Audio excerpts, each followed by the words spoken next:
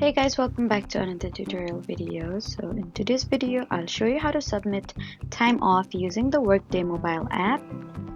First, open the Workday app and sign in to your employee account. Now from the home screen, tap Time Off.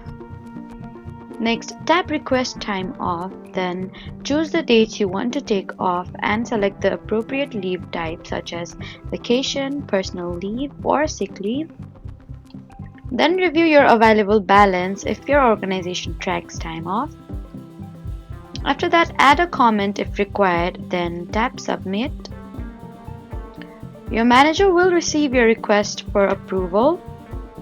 Then you can return to the time off section anytime to view the status of your request. So that was how to submit time off in the Workday mobile app. Please do not forget to like, comment, and subscribe for more helpful tutorials. Thank you for watching.